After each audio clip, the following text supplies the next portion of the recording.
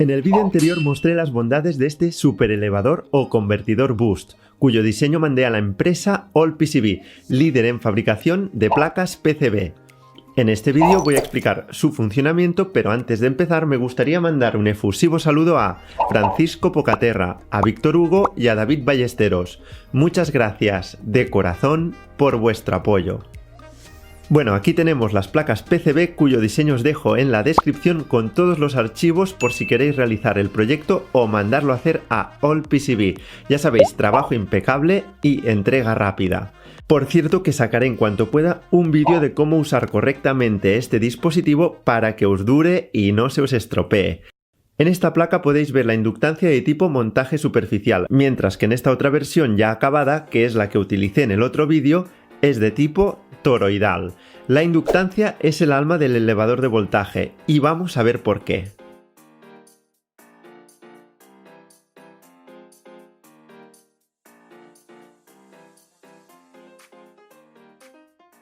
Para no perder la costumbre mediremos el voltaje de esta pila, vemos que es casi de 1.4 volts y a continuación conectaremos una inductancia, en este caso toroidal, de 100 microhenrios. El cable rojo será el positivo y el blanco el negativo. Recordad también que un LED tiene dos patas y el positivo corresponde a la pata más larga. Como vemos, el LED no enciende, lógicamente porque con 1.4 voltios pues no hay suficiente voltaje. Pero vais a ver qué pasa si le doy unos toquecitos a la otra pata de la inductancia. Y como podéis ver, sí que se enciende el LED por breves instantes. Además podemos comprobar que prende justo cuando dejo de hacer contacto. Sorprendente, pero ¿cómo se explica esto? Para entenderlo bien tenemos que tener muy claro que las bobinas siempre se oponen a los cambios en la intensidad de corriente. Este es el circuito que tenemos, donde el interruptor serían las pinzas metálicas con las que hago contacto en el extremo libre de la bobina. A la salida podemos tener cualquier tipo de cosa, cualquier carga que decimos en electrónica. En nuestro caso se trata de un LED. Cuando el interruptor se cierra, la corriente pasa por la inductancia en la malla indicada, generando un campo magnético. Cuando el interruptor se abre, la corriente circulará por esta otra malla. En esta malla hay una carga, en este caso un LED, a diferencia de la otra malla en la que solo había cable. Por lo tanto, en esta situación hay mayor resistencia y la intensidad de corriente tendría que ser menor. Y aquí es donde la bobina se opone a que sea menor y para mantener la intensidad de corriente, su campo magnético colapsará y producirá un pico de tensión.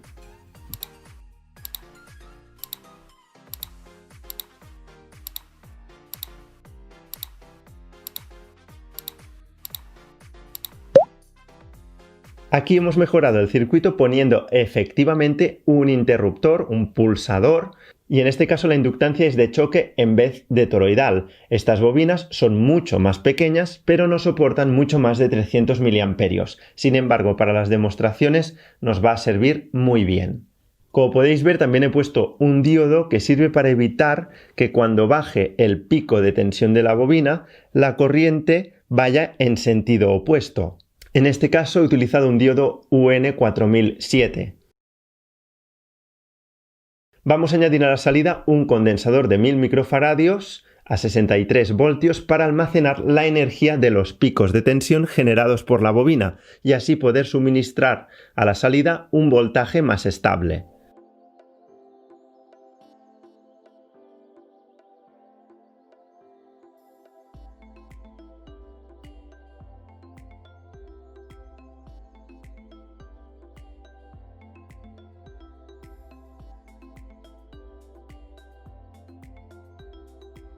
Cuanto más pulsaciones hago, podéis ver que más se enciende el LED, ya que la energía se va acumulando en el condensador y de ahí se va liberando al LED.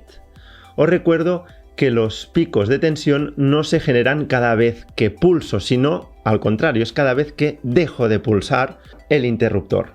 Ahora con el multímetro podemos comprobar ese proceso de acumulación de voltaje y efectivamente veis que es una fuente boost, aunque sea muy rudimentaria. Partimos de 1.4 voltios en la batería y vamos obteniendo tensiones cada vez más elevadas. Ahora bien, en vez de darle el interruptor como locos, podríamos introducir una señal cuadrada a través de un transistor BJT o de un MOSFET. ¿Cómo generar esta señal de onda cuadrada? Es una cuestión que ya hemos resuelto muchas veces en mi canal.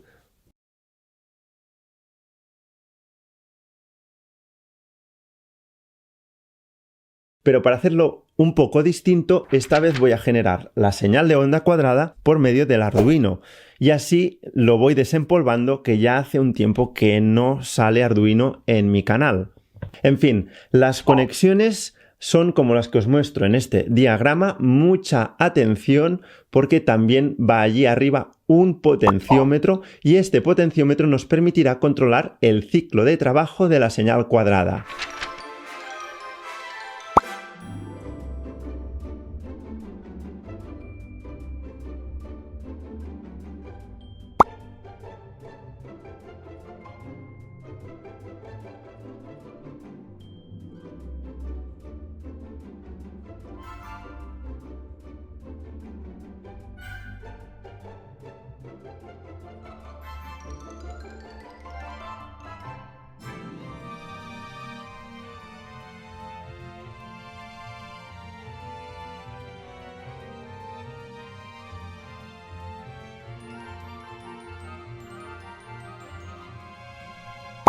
Al girar el potenciómetro, la cantidad de tiempo que el interruptor está cerrado en cada ciclo va cambiando. Pensad que cada ciclo on-off aquí es súper breve. La señal producida o programada es de unos 32.000 hercios, lo que significaría o equivaldría a pulsar 32.000 veces el interruptor cada segundo. Y es que hacerlo a frecuencias bajas ya habéis visto que conduce a unos resultados muy pobres. Y sí, por cierto, aquí tenemos otro componente presente en nuestro elevador de voltaje. Y esta es su función, regular, controlar el ciclo de trabajo de la señal cuadrada. Obviamente hay que programar el Arduino para generar esta onda cuadrada de alta frecuencia, lo cual ya os digo que no es difícil de hacer, pero ya voy a dedicar un vídeo aparte de cómo hacer una fuente booster por medio del Arduino. Aquí solo unas breves pinceladas y seguimos adelante explicando cómo funciona pues nuestro elevador de voltaje con el microcontrolador 2577. Bueno, ya tenemos a este momento explicado que el Arduino con el MOSFET producen el efecto de apagado y encendido súper veloz. Y además, con el potenciómetro podemos regular el porcentaje de tiempo que está apagado y el porcentaje de tiempo que está encendido en cada ciclo. También hemos aprendido que a partir de esta señal, la bobina produce picos de tensión que vamos acumulando en el condensador. También sabemos que el diodo evita que la corriente vaya hacia la bobina una vez que la tensión acumulada en el condensador sea relativamente elevada. Pero eso sí, ahora que trabajamos con alta frecuencia, es necesario que el diodo sea de un tipo especial, y es por eso que en el circuito utilizamos un diodo Schottky. Vamos a poner a prueba el convertidor boost con los elementos explicados. Nos aparece primero el voltaje de la pila, que son unos 1,25 volts aproximadamente, pero ya sabemos que para elevar ese voltaje tenemos que activar la señal cuadrada y por lo tanto tenemos que alimentar el Arduino. Y ya veis que inmediatamente el voltaje se dispara. El valor final del voltaje depende de la posición del potenciómetro. En este caso se está estabilizando un voltaje de 15,5 voltios más o menos. Y ahora podemos comprobar que por medio del potenciómetro podemos controlar el valor de salida disminuyéndolo o aumentándolo. Y es que el voltaje de salida depende directamente del ciclo de voltaje de la onda cuadrada. Fijaos que sube hasta más de 46 voltios, de 1,25 volts a 46. Eso sí, para producir la señal cuadrada necesito al menos de 5 volts estables. En este caso estoy usando una batería de 9 volts, que es lo que tenía más a mano. Por eso muchos convertidores boost elevan a partir de un voltaje mínimo, porque requieren de un cierto voltaje para producir la señal cuadrada. En el caso del LM2577, Este voltaje mínimo es de 3 volts. Bueno, aprovechando que tenemos este voltaje tan elevado, voy a ponerle los 20 LED. ¿Y qué pasó? Pues como veis, el voltaje ha bajado de repente a 39 volts.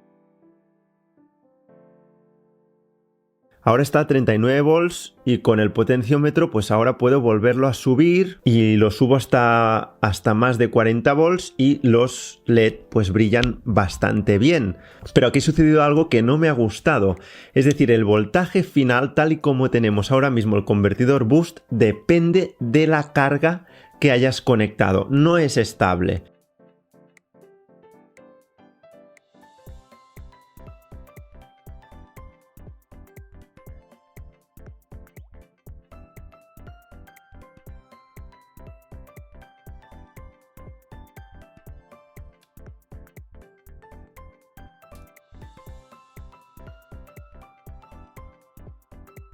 Obviamente, si queremos mantener el voltaje con cargas distintas, la intensidad de corriente suministrada tiene que ser distinta.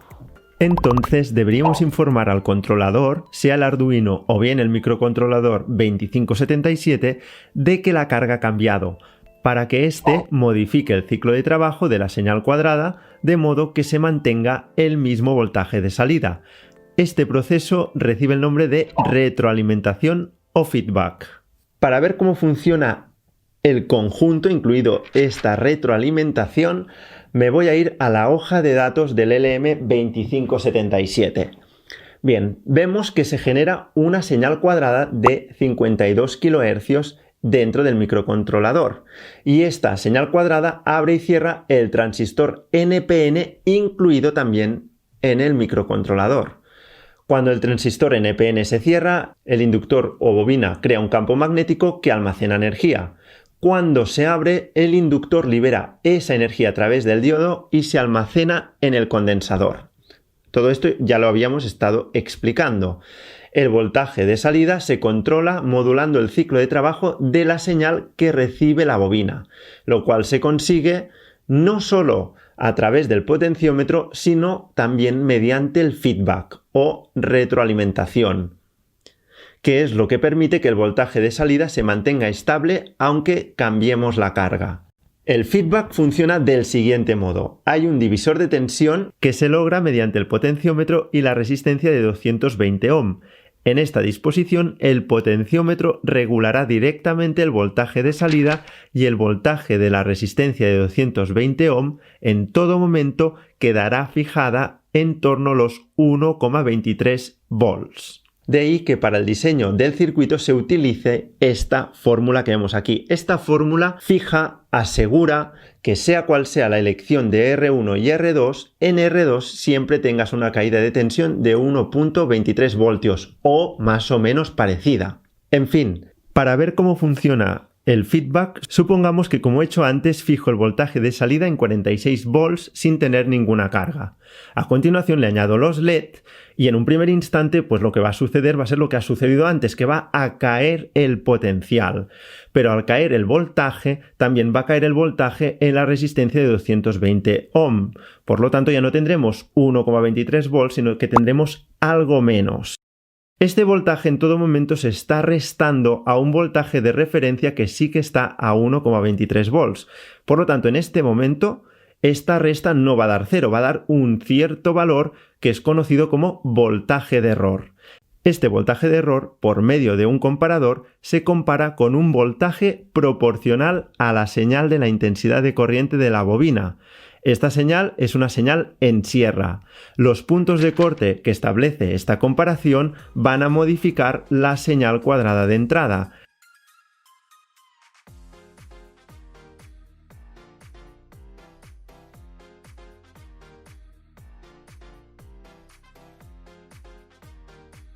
Y concretamente, como estamos viendo, va a establecer un ciclo de trabajo mayor. Cosa que tiene lógica, porque en estos momentos para mantener el mismo voltaje vamos a necesitar una mayor cantidad de intensidad de corriente. Y es de este modo que el voltaje de salida va a quedar fijado.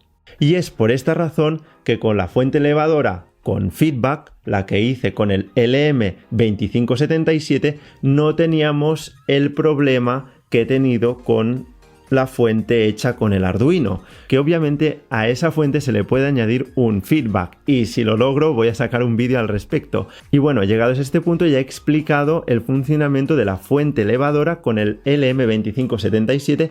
Espero que os haya gustado el vídeo. Si os ha gustado, ya sabéis, le dais a like y dejar vuestro comentario, que ayuda muchísimo a difundir mis vídeos. Así que nos vemos en próximos vídeos.